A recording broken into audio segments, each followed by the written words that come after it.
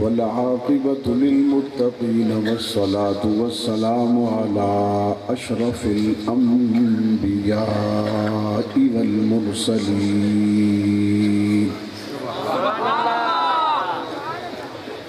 وعلى آله وأصحابه ومن تبعهم أجمعين.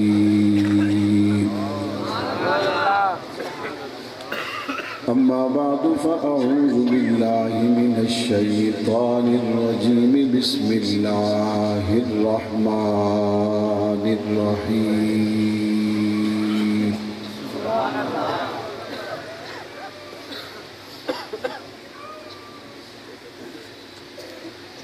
إنا أرسلناك شاهدا ومبشرا ونذيرا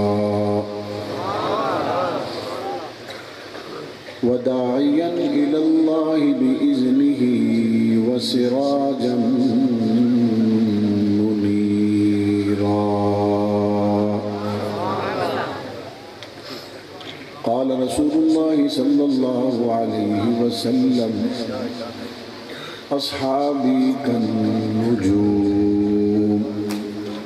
فبأيهم اقتديتم اهتديتم، أو كما قال عليه الصلاة والسلام. صدق الله العظيم وصدق رسوله النبي الكريم، ونحن على ذلك لمن الشاهدين والشاكرين، والحمد لله رب العالمين. سبحان اللہ. آقا نہ ہوتے اجالا نہ ہوتا، آقا نہ ہوتے اجالا نہ ہوتا، یوں دنیا میں انسان کا بول بالا نہ ہوتا. بعد الرسل دو جہاں میں یوں صدیق کا رتبہ اعلیٰ نہ ہوتا. دریائے نیل کو نہ ملتی روانی، دجلہ سے واپس پیالہ نہ ہوتا. جوتی کا عرشوں پہ جاتا نہ کٹتا، جو ذیشان حبشے کا کالا نہ ہوتا. ظلمت نہ چھٹتی سویرا نہ ہوتا، ظلمت نہ چھٹتی سویرا نہ ہوتا، صدیقی اگر کمبلی والا نہ ہوتا. انتہائی واجب الاحترام قابل صد احترام حضرات علماء اکرام، بزرگان دین، نوجوانان اہل و سنت، آج کی یہ خوبصورت کانفرنس ان عزیز طلباء کرام کے اعزاز میں منعقد کی گئی ہے جنہیں اللہ تبارک و تعالی نے یہ سعادت نصیب فرمائی کہ انہوں نے مدرسے میں شب و روز گزارے اور قرآن مجید کی دولت کو اپنے سینے میں محفوظ کیا. اساتذہ کرام مبارکباد کے مستحق ہیں. ان عزیز طلباء کرام کے والدین، عزیز رشتہ دار اور علاقہ کے تمام لوگ ہی مبارکباد کے مستحق ہیں. اور دوسرا اس ادارے کے آج پروگرام کا مقصد یہ ہے کہ ادارہ اپنے اس سالانہ پروگرام کے ذریعہ آنے والے عوام کو یہ بتائے کہ آپ نے اپنی سب سے قیمتی چیز جس کا نام اولاد ہے، جب اسے اس ادارے کے سپرد کیا تو ادارے نے آپ کی قیمتی ترین چیز کو اپنی گود میں لینے کے بعد کس طرح اس پر محنت کی، کس طرح اس کی تربیت کی ہے. اگر ان دونوں مقاصد کو پیش نظر رکھنے کے بعد احمد پور سیال میں قائم اس مدرسہ سے لے کر کراچی سے کشمیر تک پھیلے ہوئے تمام تر مدرسوں کا جائزہ لیا جائے تو پوری دیانت کے ساتھ یہ بات کہی جا سکتی ہے کہ مدارس عربیہ نے اپنے کم وسائل میں رہنے کے باوجود اپنی مدد آپ کے تحت جتنا بہتر پرفارم کیا ہے، جتنے بہتر نتائج مدارس عربیہ نے دیے ہیں، اس کی مثال دنیا پیش کرنے سے عاجز ہے۔ نہ صرف یہ کہ پاکستان کے ان مدارس نے اپنی اس ذمہ داری کو پورا کیا جو ذمہ داری علاقہ کے لوگ ان کے کندھوں پہ ڈال چکے تھے، اور وہ ذمہ داری کیا تھی کہ آپ نے ہمارے بچوں کو قرآن پڑھانا ہے۔ وہ ذمہ داری کیا تھی؟ آپ نے ہماری مسجد میں نماز پڑھانی ہے۔ وہ ذمہ داری کیا تھی؟ اگر کوئی چل بسے تو آپ نے نماز جنازہ پڑھانی ہے۔ وہ ذمہ داری کیا تھی کہ اذان کا وقت ہو تو اذان آپ نے دینی ہے۔ وہ ذمہ داری کیا تھی؟ دین کے مسئلے کی ضرورت ہو تو دین کا مسئلہ آپ نے بتانا ہے۔ وہ ذمہ داری کیا تھی کہ حضور علیہ السلام کے سینے سے نکلنے والے علوم کو آگے آپ نے پھیلانا ہے، آپ نے پہنچانا ہے۔ سرکاری سرپرستی، کسی عالمی ادارے کی سرپرستی حاصل نہ ہونے کے باوجود ان مدارس عربیہ نے اتنی دیانت اور محنت کے ساتھ یہ کردار سر انجام دیا ہے کہ پاکستان کے اندر موجود لاکھوں مسجدیں، جب ہم لوگ صبح صبح سردیوں کی راتوں میں اپنے گھر میں گرم بستر میں لیٹے ہوتے ہیں تو مقررہ وقت پر ہر مسجد سے آواز اللہ اکبر کی آ رہی ہوتی ہے۔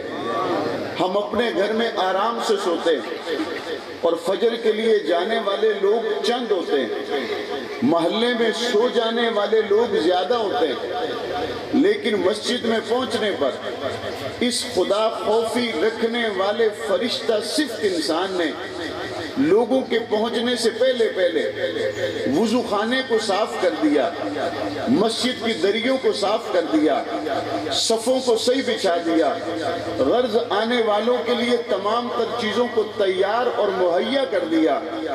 فجر سے لے کے عشاء تک ہر نماز وقت پر ہے، ہر اذان وقت پر ہے، فنگر پرنٹ پر ان کی حاضری کوئی نہیں۔ خوف خدا اور دین مصطفیٰ کو پہنچانے کی غرض سے ان لوگوں نے یہ کام کیا۔ دوسرے اداروں میں اگر ہم نظر دوڑائیں، فنگر پرنٹ پر حاضری کے باوجود وہ سکول موجود ہیں جہاں پر عملہ نہیں ملتا، وہ کالج موجود ہیں جہاں پر عملے کے لوگ موجود نہیں۔ اس سب کچھ کے باوجود بڑی تعداد میں وہ لوگ ان اداروں میں موجود ہیں جو گھر میں بیٹھ کر تنخواہ لے رہے ہیں۔ بڑی تعداد میں وہ لوگ موجود ہیں جو پیریڈ ٹائم پر پڑھانے کے لیے نہیں آتے، ٹائم پر تعلیمی ادارے میں آنا بھی محال اور واپس وقت پر جانا بھی محال ہے۔ اس طرف آنے والے لوگوں نے سرکاری مراعات لیے بغیر اللہ کے دین کو پہنچانے کے لیے اپنی ڈیوٹی کو پورا کیا اور پوری دیانتداری کے ساتھ اسے پورا کرتے چلے جا رہے، اور میں شاباش پیش کرتا ہوں۔ میرے لیے یہ فخر ہے، میرے ملک کا یہ فخر ہے کہ پاکستان کے ان مدارس نے اپنی مدد آپ میں رہتے ہوئے اتنے وسیع پیمانے پر کام کیا کہ دنیا کی عصری لحاظ سے 500 بڑی یونیورسٹیاں ہیں، لیکن افسوس کے ساتھ کہنا پڑتا ہے کہ دنیا کی ان 500 بڑی یونیورسٹیوں میں پاکستان کی ایک بھی یونیورسٹی شامل نہیں ہے۔ آئیے دوسری طرف وہ مدرسے جو قرآن پڑھا رہے، وہ مدرسے جو دین کا علم پڑھا رہے، ان مدرسوں کی طرف آئیے تو آپ کو پتہ چلے گا کہ پوری دنیا کے اندر پاکستان کے مدرسوں کو یہ اعزاز حاصل ہے کہ گزشتہ سال 2018 میں صرف ایک سال میں پاکستان کے وفاق المدارس عربیہ کے تحت 78,000 بچوں نے قرآن مجید کا حفظ مکمل کیا ہے۔ آئیے یہ مدارس عربیہ کا اعزاز ہے کہ پاکستان کی سرکاری یونیورسٹیوں میں تو کوئی 500 یونیورسٹیوں میں شامل نہ ہو سکی، لیکن یہ مدارس کا اعزاز ہے 10,000 بچے دین کے عالم بن چکے، 14,000 بچیاں اس سال میں عالمہ بن چکی۔ آئیے میں اس سے بھی بڑھ کر کہتا ہوں، قرآن مجید مکہ اور مدینہ میں نازل ہوا۔ آپ عمرہ کرنے کے لیے جائیں، حج کرنے کے لیے جائیں، آپ کو پتہ چلے گا خانہ کعبہ مکہ اور مدینہ جہاں اللہ کے رسول کے شب و روز گزرے، قرآن نازل ہوا، آج وہاں مکہ کے سین میں آپ کو ایک شخص ملے گا، آپ کو دوسرے تیسرے چوتھے پانچویں سے ملوائے گا۔ آپ مدینہ میں چلے جائیں، مسجد نبوی میں آپ کو ایک شخص ملے گا، وہ تیسرے چوتھے پانچویں چھٹے حتیٰ کہ 30 سے زیادہ لوگوں کو آپ کو ملوائے گا۔ اور وہ 30 سے زیادہ لوگ وہاں پہ بیٹھ کے کیا کر رہے ہیں؟ وہ 30 سے زیادہ لوگ مسجد نبوی میں بیٹھ کر بچوں کو قرآن پڑھا رہے ہیں۔ وہ 30 سے 40 سے زیادہ لوگ خانہ کعبہ کے سگن میں بیٹھ کر بچوں کو قرآن پڑھا رہے ہیں۔ ان 30-40 لوگوں سے پوچھو بتاؤ کہاں سے پڑھ کے آئے ہو؟ وہ بتائیں گے پاکستان کے مدارس سے پڑھ کے آئے ہو۔ دوسرے ممالک سے پڑھنے کے لیے پاکستان میں اگر لوگ آئے تو لاہور یونیورسٹی، جی سی فیصل آباد یا آپ کے جامعہ کراچی میں نہیں آئے، بلکہ اگر دوسرے ممالک سے علم کے حصول کے لیے امریکہ سے، لندن سے، آپ کے یورپ، افریقہ اور امریکہ سے لوگ سفر کر کے یہاں پہ آئے تو وہ آپ کے خیر المدارس میں آئے، وہ دارالعلوم کراچی میں آئے، وہ جامعۃ الرشید میں آئے، وہ آپ کے بڑے بڑے جامع اشرفیہ میں آئے، یہاں پہ قائم کیے گئے مدارس میں آئے۔ آئیے کھلے دل سے بات کرتا ہوں، میں 2 ہفتے پہلے جامعہ بن نوریہ کراچی کی ختم بخاری کی تقریب میں تھا، وہاں پر 52 ممالک کے ایمبیسڈر آئے ہوئے تھے اور 52 ممالک کے وہ ایمبیسڈر آ کر کہہ رہے تھے ہم پاکستان کے شکر گزار ہیں کہ ہمارے ملک کے بچوں کو تعلیم کے زیور سے آراستہ کیا جا رہا ہے۔ نعرہ تکبیر، نعرہ تکبیر، شان مصطفیٰ، عظمت مصطفیٰ، عظمت صحابہ، عظمت اہل بیت، مدارس دینیہ، مدارس دینیہ، نعرہ تکبیر۔ آپ جائیے سرکاری یونیورسٹیوں میں، وہاں کے نوجوان کہیں گے میں تھوڑے سے وسائل بنا لوں تو پھر میرا ارادہ ہے میں مزید تعلیم کے لیے لندن میں چلا جاؤں۔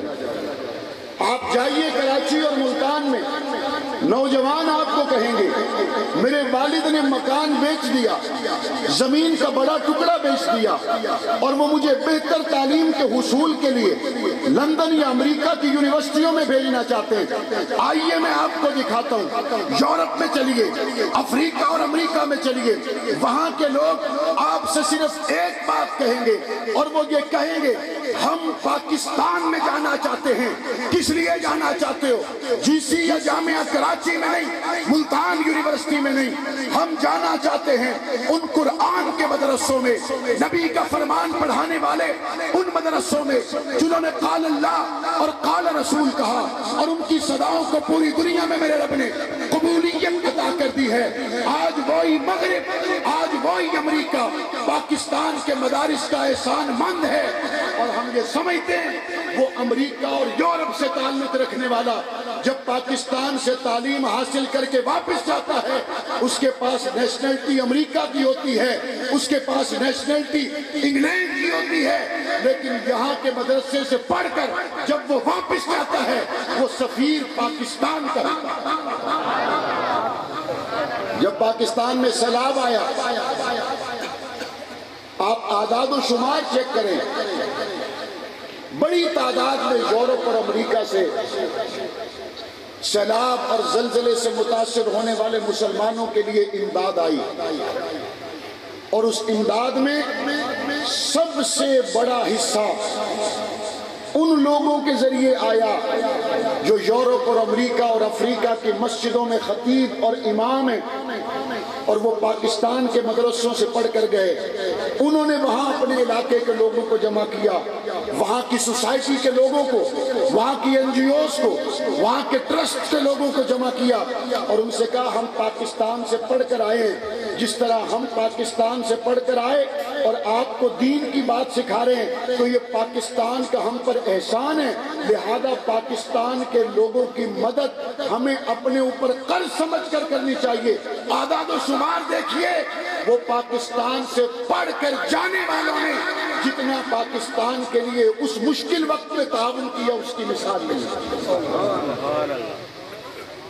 لیکن اس تصویر کا ایک دوسرا رخ بھی ہے، اور وہ دوسرا رخ یہ ہے جب یہ وحی کے علوم پاکستان میں پروان چڑھ رہے ہوں گے، جب یہ وحی کے علوم قرآن و سنت کا درس پاکستان میں اس کا بول بالا ہوگا، مدارس عربیہ کا یہ خوبصورت نظام جب پروان چڑھے گا، کوئی شک نہیں ہے عیسائی مشینری کے لیے پاکستان کے یہ مدارس موت کا پیغام ہے، کیونکہ وہ یہ سمجھتے ہیں ہم لاکھوں کروڑوں ڈالر خرچ کر کے اپنے منصوبوں میں ناکام ہو رہے ہیں اور وجہ اس کی پاکستان کے مدارس ہے۔ پھر اور تو کوئی حربہ رہتا نہیں ہے، پھر اس حربے کو اختیار کرنے کا یہ طریقہ مناسب سمجھا جاتا ہے کہ پاکستان کے حکمرانوں پر پریشر بڑھاؤ کہ مدارس کی پابندیاں، مدارس کے اوپر سختیاں، مدارس کو ٹائٹ کر دو، مدارس کو یہ کر دیں، مدارس کو وہ کر دیں۔ پاکستان کے میں مدارس پاکستان کی حقیقی شان ہے، اور پاکستان جو کلمے کے نام پر بنا، وہ کلمے کے نام پر بننے والا ملک پاکستان اگر اپنی تصویر کو قائم رکھے ہوئے ہے تو کوئی شک نہیں اس کی وجہ یہ مدارس ہیں، اس کی وجہ یہ قرآن کے قاری ہے، اس کی وجہ یہ علماء کرام ہیں۔ آپ نے سکولوں میں دیکھا ہوگا جو بچہ قرآن کا حافظ ہوتا ہے وہ بچہ دوسرے بچوں سے زیادہ صلاحیت والا ہوتا ہے، دوسرے بچوں سے ذہین ہوتا ہے، دوسرے بچوں سے زیادہ اچھے نمبر لیتا ہے۔ سوال یہ پیدا ہوتا ہے اگر قرآن کا حافظ سکول میں چلا جائے تو اچھے نمبر لے لیتا ہے، اسی حافظ کا استاد جو کئی سالوں سے قرآن کی کلاس میں بیٹھا ہوا ہے، کیا یہ قرآن کا استاد اس بچے سے زیادہ ذہین ہے یا نہیں؟ تو جس طرح حافظ قرآن سکول میں جائے تو دوسروں سے اچھے نمبر لیتا ہے، کیا اگر اس حافظ قرآن کا استاد کمپیوٹر کا ڈپلومہ کر لے، انگریزی سیکھ لے، کوئی دنیا داری کی چیزیں سیکھ لے تو وہ دوسرے لوگوں سے بہتر سیکھ سکتا ہے یا نہیں سیکھ سکتا؟ لیکن اس کے باوجود وہ کیا کہتا ہے؟ وہ کہتا ہے میں کمپیوٹر کا ڈپلومہ کر کے احمد پور سیال کے بازار میں پرنٹنگ کی دکان بنا سکتا ہوں، کمپوزنگ کی دکان بنا سکتا ہوں، ڈیزائنر بن سکتا ہوں، چھوٹا موٹا ڈپلومہ لے کے میں ماہانہ 30, 40, 50 ہزار روپے آسانی سے کما سکتا ہوں۔ لیکن اس کے باوجود وہ پوری زندگی 20, 25, 30 ہزار میں کم تنخواہ میں گزار دیتا ہے۔ اس سے پوچھو تم نے لگژری لائف کو قبول کیوں نہیں کیا، تم نے سہولت والی زندگی کو کیوں اختیار نہیں کیا؟ وہ فرشتہ صرف انسان کہتا ہے مجھے پتا ہے میں ہر مہینے 25, 30, 40 ہزار زیادہ کما سکتا ہوں، چند ڈپلومے اور کورس کر کے میں اپنے معاشی حالات بہتر کر سکتا ہوں، لیکن میں اس لیے نہیں کرتا اگر میری زندگی فاقوں سے گزر جائے لیکن قرآن کی خدمت میں گزر جائے یہ سودا سستا ہے۔ نعرہ تکبیر، شان مصطفیٰ، شان مصطفیٰ، عظمت قرآن، عظمت قرآن، شان علماء اکرام، حضرت مولانا محمد معاویہ اعظم صاحب، حضرت مولانا محمد معاویہ اعظم طارق صاحب، نعرہ تکبیر۔ لیکن اس کا ایک تیسرا رخ بھی ہے، 2 رخ میں نے مختصر بیان کیے، اور وہ تیسرا رخ یہ ہے کہ جو منگیا انہاں کوئی نہیں تو دتم اور تسا بھی کوئی نہیں، تو آڈے تو آدمی سخی تو رحم دیر بندہ دنیا تو نہیں آمنا۔ دیکھ لیتے ہیں کہ ہم نے کرنڈی اور بوسکی کے سوٹ پہنے ہوئے ہیں اور ہمارے امام صاحب کے پاس وہی 2 سوٹ ہیں جو بدل بدل کے پہن رہے ہیں، نہیں خیال آتا کہ میرے امام مسجد کی ضرورتوں کا مجھے خیال رکھنا چاہیے، نہیں احساس کرتے کہ میرے قرآن پڑھانے والے استاد کا خیال مجھے رکھنا چاہیے۔ میں نے دیکھا بہت سے لوگوں کی نئی گاڑیاں کسی غریب کے گھر کے باہر کھڑی ہوتی ہیں. میں نے کہا کیوں؟ کہتے ہیں اس وجہ سے ان کی لڑکی غریب ہے لیکن اس نے سائنس کے ساتھ فلاں مضامین بڑے اچھے نمبروں میں پاس کر لیے، تو میں اپنی بیٹے کو اس کے پاس ٹیوشن پڑھنے کے لیے بھیجتا ہوں تاکہ میرے بچے کے بھی انگریزی اور سائنس کے مضامین میں نمبر اچھے آ جائیں. تو میں نے کہا نمبر اچھے آ جائیں تو اس کے لیے تم نے کیا کیا؟ کہتے ہیں اس کے گھر میں کلاس لگتی ہے، اس کے گھر کا ماحول ہمارے گھر کے برابر نہیں ہے، وہ نیچے ٹاٹ پہ بیٹھ کے پڑھاتی ہے یا پڑھاتا ہے. میں اپنے بچے کو امیر گھر سے لاتا ہوں، کار میں بٹھا کے لاتا ہوں اور کہتا ہوں یہ انگریزی اچھی پڑھا سکتی ہے یا اچھی انگریزی پڑھا سکتا ہے، یہ جناب سائنس اچھی پڑھا سکتا ہے. بیٹا نیچے ٹاٹ پر بیٹھو، سائنس کے مضامین سیکھو، انگریزی کے مضامین سیکھو. کار سے بچہ اترتا ہے انگریزی کے مضامین پڑھتا ہے، گاڑی سے بچہ اترتا ہے، کوٹھی سے بچہ نکلتا ہے، سائنس کے مضامین پڑھتا ہے. لیکن میں نے کبھی کسی کو نہیں دیکھا کسی نے آ کر کہا ہو کہ میں نے اپنے بچے کو اچھے گھر سے اور اچھی گاڑی سے آدھے گھنٹے کے لیے اس لیے نکالا کہ فلاں آدمی اچھا قرآن پڑھتا ہے، میرے بچے کو بھی اچھا قرآن پڑھا دے. نہیں پڑھاتے. سائنس اچھی پڑھانی چاہیے، انگریزی اچھی پڑھانی چاہیے. ہمارے علاقے میں کتنے ڈاکٹر ہیں، کتنے انجینئر ہیں، یہ سوالیہ نشان ہے، جن کی انگریزی بہت اچھی ہے. انگریزی وہ اردو سے زیادہ، جس طرح میں اردو بول رہا ہوں وہ میری اردو سے زیادہ تیزی سے انگریزی بول سکتے ہیں. لیکن اگر ان کو کہو نا ذرا سناؤ والتین والزیتون وطور سینین وہذا البلد الامین لقد خلقنا الانسان فی احسن تقویم کے مڑ خود ہی کھڑکن لگ رہے مڑمدی مہندی شاہ وہ ہمارے ملک کے پچھلے وزیر داخلہ وہ سورہ اخلاص پڑھنے لگے تو ان کو سورہ اخلاص نہیں آئی. بعد میں انہوں نے کہا میرے ساتھ سازش ہوئی ہے، مجھے جس نے لکھ کر دی اس نے غلط لکھ کے دیا. دور ترقہ ہویا تینوں ایو پتا کوئی نہیں میں سورہ اخلاص لکھی ہوئی ہوئے حفظ کوئی نہ کیتا. اس کا مطلب یہ ہے کہ تم نے وہ سب کچھ کر لیا جس سے پیسہ زیادہ کمایا جا سکتا ہے، تم نے وہ کچھ نہیں کیا جس سے رسول انور کی شفاعت کمائی جا سکتی ہے. آپ کے بچے کو اگر انگریزی بہت اچھی آتی ہے، آپ کے بچے کو اگر ریاضی اور سائنس کے کنسپٹ بہت کلیئر ہیں، یہ بات اپنی جگہ، لیکن سب سے پہلے دیکھنا یہ ہے کہ میرا بیٹا قرآن صاف پڑھ سکتا ہے یا نہیں پڑھ سکتا. اچھا جس سے بندے مر جاندے دعا واسطے بچے بیٹھے ہوندے سپارے چاہ کے اس لئے مرحوم دے اصال ثواب واسطے چوکھے بندے جنہ الجبرہ دے سوالوں دا اصال ثواب دیتا ہے. مرن والے دادے نو اصال ثواب واسطے چوکھے بندے جنہ جناب معاشرتی علوم تے سائنس اصال ثواب دیتی ہے. چوکھے بندے جنہ آکھے جناب میں MBBS ہو گیا تے میرا سارا صدقہ جاریہ میرے والد صاحب واسطے. ہاں ڈاکٹر مر جائے، انجینئر مر جائے، ذمہ دار مر جائے، پیچھے 5 بیٹے ہوں، ڈاکٹر ہوں، انجینئر ہوں، وکیل ہوں، ابے اُرہاں دے اصال ثواب واسطے سپارہ چاہی بیٹھے ہوئے. ابے اُرہاں دے اصال ثواب واسطے وہ سورہ یاسین چاہی بیٹھے ہوئے، وہ جناب سورہ ملک چاہی بیٹھے ہوئے. ان پڑھیا تو ہے کدی کوئی نہ، ادھے گھنٹے بعد 2 گھنٹے بعد جیسے لے دس سنا کہ دعا دا ٹائم ہونا لگا مڑ گھڑی بے دیں اجی مولانا صاحب آئے کوئی نہیں ویکھو تو صحیح مڑ گوٹے پر تئی میرا اندر کدی تو ویکھیا تے کدی تو ویکھیا تے مڑ ویکھیا. ادھے گھنٹے بعد کیا ویکھو جیڑا پہلا صفحہ گھنٹہ پہلے کھولی بیٹھے ہیں گھنٹے بعد ہی وہ صفحہ کھولی بیٹھے. بندہ پوچھتا ہے سالے ثواب کیا کرتا ہے یا دکان دا حساب کیا کرتا ہے؟ ایک کو جواب دیں دیں ابے انہوں دی یاد تا بڑی آ رہی ہے تے قاری صاحب مہربانی کرے اپنے تو نا 500 روپیہ ابے انہوں بخشا چھوڑے ہے. ساری زندگی کھاتا تو ہے، پیتا تو ہے، وارث تو بنے ہے، جائیداداں تیرے کول ہیں، زمینہ مربے تیرے کول ہیں تے 500 کاری نو دیونا ہے پیو نو بخشا ہوتا. ہاتھ موک گئی ہے بڑے سودے کیتے. ਤੇ ਇਹ ਜਿਹੜੇ ਅੱਗੇ ਉਹਨਾਂ ਨੂੰ ਬਖਸ਼ਾਉਂਦੇ ਪਏ ਹੈ ਕਿ ਜਿਸ ਟਾਈਮ ਤੁਹਾਡੇ ਵਾਸਤੇ ਈਦ ਦਾ ਸੂਟ ਲਾਏ ਆਉਂਦੇ ਹਨ, ਇਹ ਬਜ਼ੁਰਗ ਜਿਸ ਵੇਲੇ ਤੁਹਾਡੇ ਕਾਰਨ ਤੋਹਫੇ ਤਹਾਇਫ ਲਾਏ ਆਉਂਦੇ ਹਨ, ਫਰੂਟ ਲਾਏ ਆਉਂਦੇ ਹਨ, ਉਦਣ ਆਪਣੇ ਹਿੱਸੇ ਦੇ ਵਿੱਚੋਂ ਕੱਢ ਕੇ ਕਦੀ ਕਾਰੀ ਸਾਹਿਬ ਨੂੰ ਪੈਸੇ ਦਿੱਤੀ ਆਈ, ਆਪਣੇ ਸੂਟ ਵਿੱਚੋਂ ਕੋਈ ਕੱਢ ਕੇ ਕਾਰੀ ਸਾਹਿਬ ਤੇ ਪੜਾਈ ਆਈ, ਜਣੇ ਨਹੀਂ ਕੋਈ ਨਾ। ਮੈਂ ਕਿਹਾ ਠੀਕ ਹੈ, ਹੁਣ ਕਿਰਾਏ ਦੀ ਬਖਸ਼ਿਸ਼ ਵੀ ਹੋ ਜਾਈ ਹੋਣੀ। शाला उन्होंने लोगों तो बच्चे रहो जो किराए ते मुर्दे बख्शाइंदे पाए, वो किराए ते बख्शावन वाले होंगे या आलम मोड़ दोबारा तालम, चलो भाई लाया साडा हिसाब बराबर करो।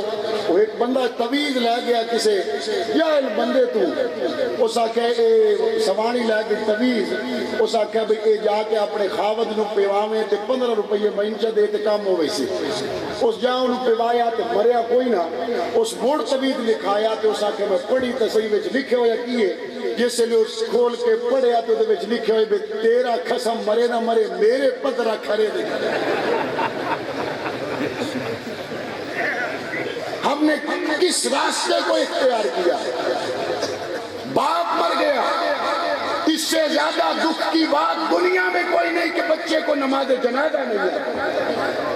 मां मर गई, इससे ज्यादा अफसोस की बात कोई नहीं कि बेटे को इसाले सवाब के लिए सूरह यासीन नहीं जाती। भाई मर गया, इससे ज्यादा दुख की बात कोई नहीं कि 2 नफल अच्छी तिलावत के साथ पढ़ के अपने भाई के लिए दुआ कर सके। ये दुनिया में जीने और मरने के सारे ठिकाने अगर जिंदा चाहते हो तो मदारिस के साथ जुड़ते।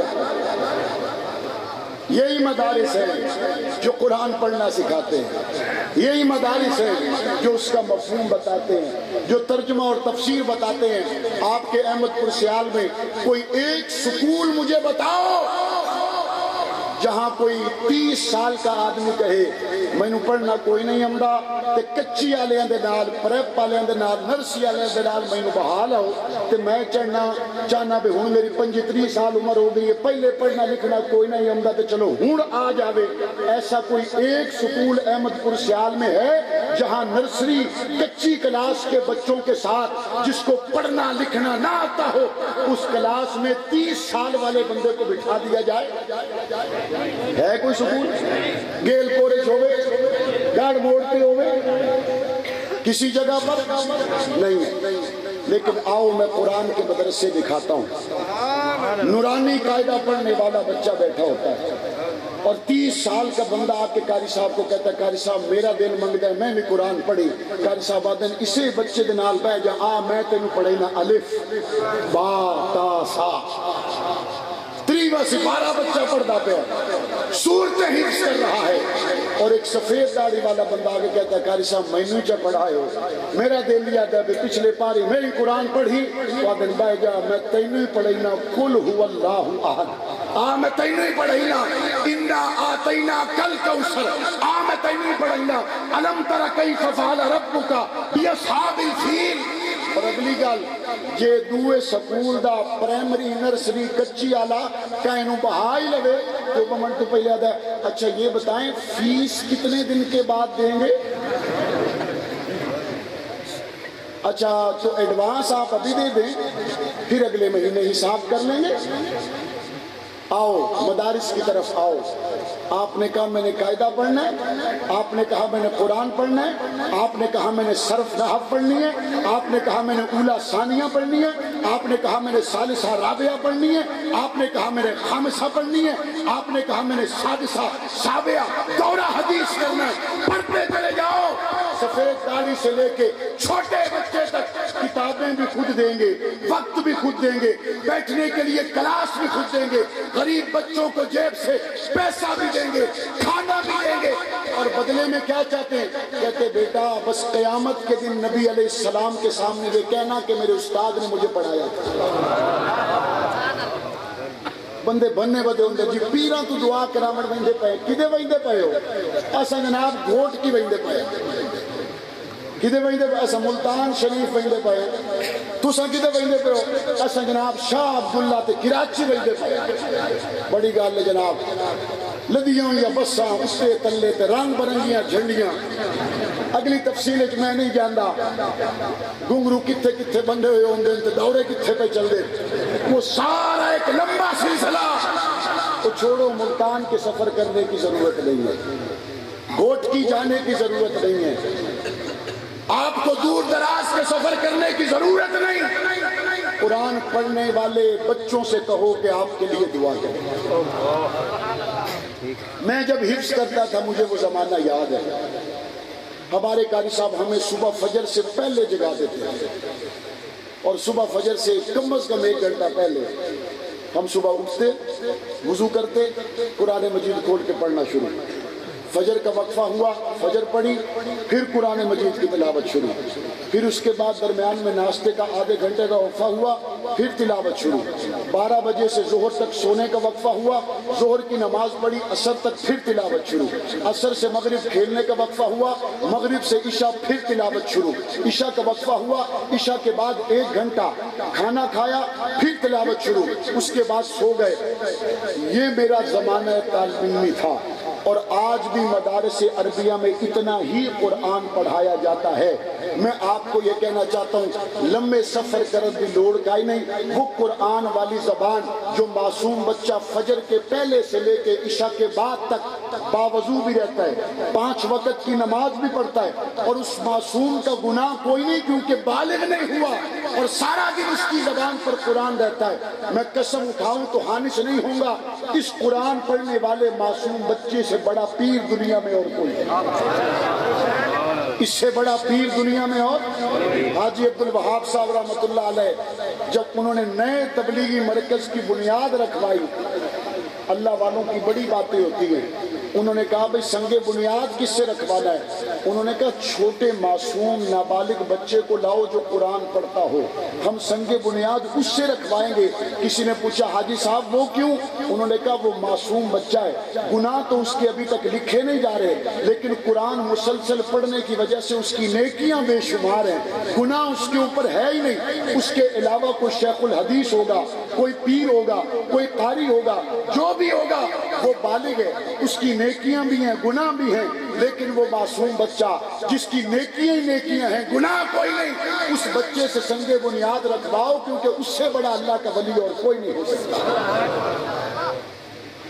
لیکن میں پھر آتا ہوں اپنی ہی کیفیت کی طرف ہم میں سے کتنے لوگ ہیں جنہوں نے ان معصوم بچوں کے اچھے لباس کی فکر کی ہے یہ تو ظلم ہے ہمارے معاشرے میں کہ تعلیم انسان کا بنیادی حق ہے ہمارے معاشرے میں اس کو بھی کمرشلائز کر دیا گیا ہمارے پاس لوگ آتے ہیں میرے بھائی رانا شہباز صاحب جن کے پاس بھی لوگ آتے ہوں گے کہ جناب میں پڑھنا تو چاہتا ہوں لیکن میرے پاس پیسے نہیں ہیں میں آگے داخلہ لینا چاہتا ہوں میرے نمبر بھی بڑے اچھے آئے لیکن میری گنجائش نہیں ہے آؤ یہ مدارس عربیہ ہے نورانی قاعدے سے لے کے دور حدیث تک چلے جاؤ 1 روپے کا مطالبہ نہیں کرتے 1 روپے کا مطالبہ نہیں کرتے اور مسلسل خدمت دین میں لگے ہوئے لوگ ہیں ایسے لوگوں کے ہمیں قدم مضبوط کرنے چاہیے نہیں کرنے چاہیے اور افواہوں پہ کان نہ دھرا کریں اللہ کا شکر ہے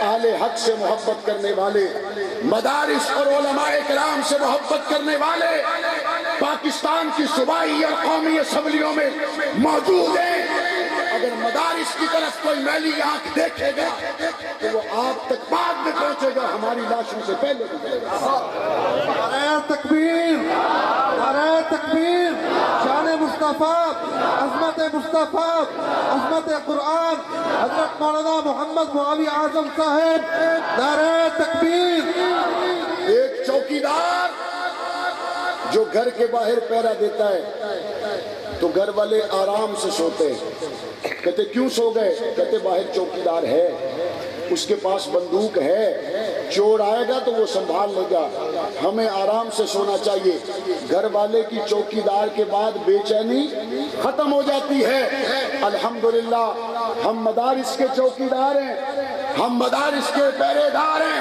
ہم قرآن پڑھنے والے ان بچوں کے پہرے دار ہیں ہم مساجد کے پہرے دار ہیں ہم دینی مراکز کے پہرے دار ہیں۔ آپ قرآن پڑھاتے جائیے، دین پڑھاتے جائیے، پاک پیغمبر کے بات کو، اسلام کو، پاک پیغمبر کی حدیث کو آگے پھیلاتے جائیے۔ انشاءاللہ جب تک ہم زندہ ہیں آپ تک کوئی نہیں کہہ سکے۔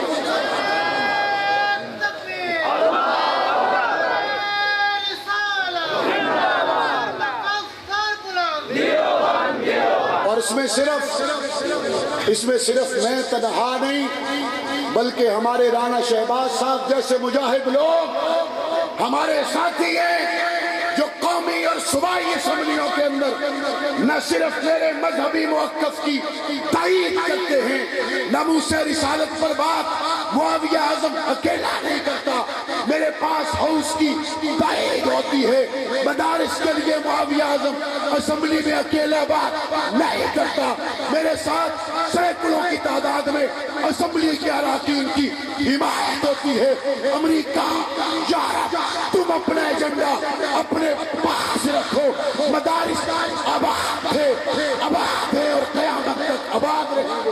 نعرہ تکبیر، شان مصطفیٰ، عظمت مصطفیٰ، شان علماء کرام، حضرت مولانا محمد معاویہ اعظم، حضرت مولانا محمد معاویہ اعظم، نعرہ تکبیر۔ اور تمہیں اس کی طاقت کو سمجھنا بھی چاہیے، سمجھنا بھی چاہیے۔ وہ کہتے ہیں یہ ملا کی دوڑ تو مسجد تک ہوتی ہے، ہاں مسجد تک ہی ہوتی ہے، لیکن مسجد رب کی ہوتی ہے۔ مسجد کس کی ہوتی ہے؟ ملا کی دوڑ مسجد تک کا دوسرا ترجمہ یہ ہے کہ ملا کی دوڑ رب تک ہے۔ ملا کی دوڑ کہاں تک ہے؟ رب تک ہے، اور رب نہ چاہے کچھ ہو سکتا، اور رب چاہے تو پھر ہو جاتا ہے۔ آؤ قریب کے ملک میں مثال کے ساتھ واضح کر دوں، 40 ملک دنیا کے ایٹم اور طاقت کے ساتھ لیس ہو کر وہ قرآن پڑھنے والے افغانستان کے مسلمانوں پہ چڑھ دوڑے، اور اس وقت امریکہ نے کہا، انہوں نے کہا افغانستان کے مسلمانوں کے دن گنے جا چکے ہیں، اور مولانا اعظم طارق شہید رحمت اللہ علیہ نے جواب میں کہا تھا، امریکہ تم قرآن پڑھنے والوں کے دن گنتے ہو، اعظم طارق تمہارے دن گنتے ہیں۔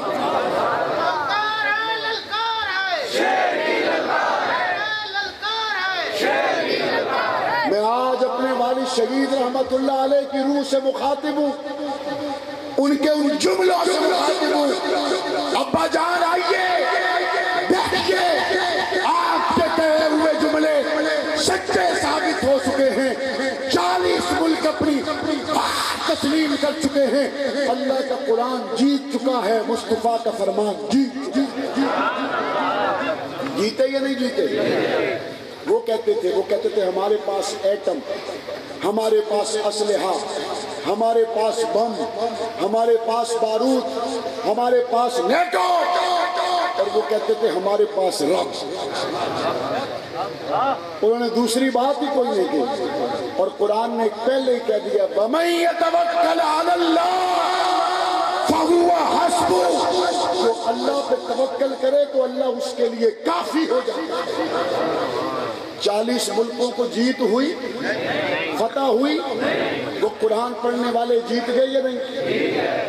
وہ بوٹوں کے تسبے نہیں تھے، وہ کپڑوں پہ ٹاکیاں تھی، وہ اچھے لباس کوئی نہیں، وہ سوکھے ہوئے ٹکڑوں کو نہر کے پانی میں ڈبو کے کھانے والے، وہ جن کے نام بلیک لسٹ میں ڈالے گئے۔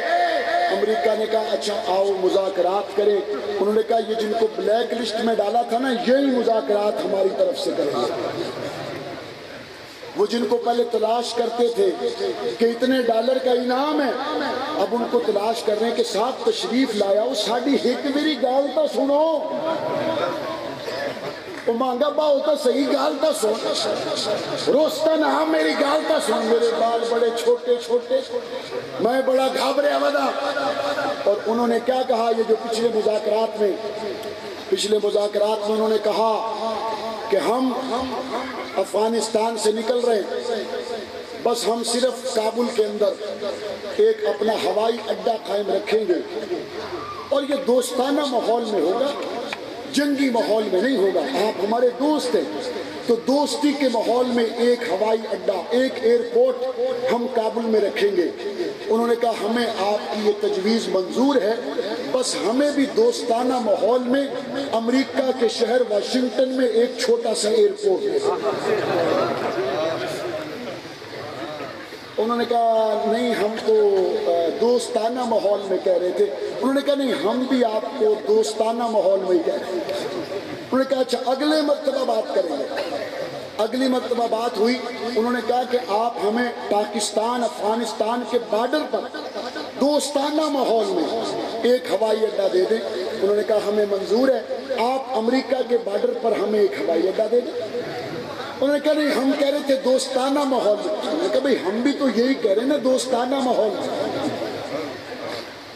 اور پاکستان کو یہ کریڈٹ ہے، رب نے عزت پاکستان کو دی ہے اور رسوائی ہندوستان کے حصے میں آئی، تباہی انڈیا کے حصے میں آئی۔ انڈیا کو آج اس بات کی بڑی تکلیف ہے کہ امریکہ اور طالبان کے مذاکرات ہو رہے ہیں اور انڈیا نے 15 سالوں میں لاکھوں اربوں ڈالر کی افغانستان میں انویسٹمنٹ کی، اور نہ امریکہ انڈیا کو پوچھ رہا ہے، نہ طالبان پوچھ رہے ہیں۔ گڈی چڑھی ہوئی ہے تے پاکستان دی چڑھی ہوئی ہے، گلاں منیندیاں تے سنیندیاں پئیاں تے پاکستان دیاں منیندیاں پئیاں۔ انڈیا کو تکلیف ہے کہ ہماری اتنی بڑی انویسٹمنٹ امریکہ اور پاکستان اور طالبان کے اتحاد میں کسی جگہ پہ ڈسکس نہیں ہو رہی، یہ ہمارے لیے موت کا پیغام ہے۔ ہندوستان سن لو، پاکستان تمہارے لیے کل بھی موت کا پیغام تھا، آج بھی موت کا پیغام۔ کشمیر کل بھی ہمارا تھا، کشمیر آج بھی ہمارا ہے، اور افغانستان کے مسئلے کے حل کے لیے پاکستان کے کردار کے بغیر مسئلہ حل نہیں ہو سکتا تھا۔ آج پاکستان کو بیچ میں لائے تو الحمدللہ مسئلہ حل ہونے کی طرف جا رہا ہے۔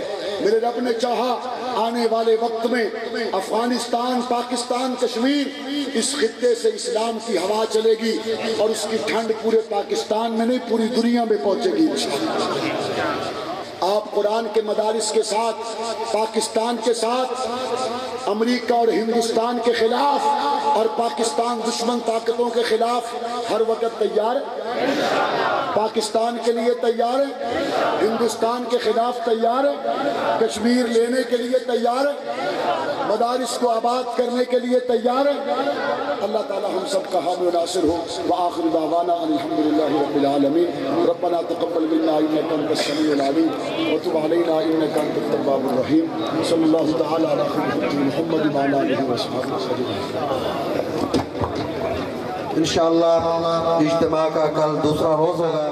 ناظم اعلیٰ وفاق المدارس العربیہ پاکستان جنوبی پنجاب، اسی طرح خطیب دل عزیز، خطیب حد العزیز حضرت مولانا محمد اسماعیل شاہ صاحب کاظمی، حضرت مولانا محمد ابو بکر شاہ صاحب، اور اسی طرح ثنا خان مصطفیٰ جناب میاں محمد عارف طاہر صاحب آپ جانا والا، یہ حضرات انشاءاللہ کل ان کے بیانات ہوں گے۔ تمام حضرات سے شرکت کی درخواست ہے۔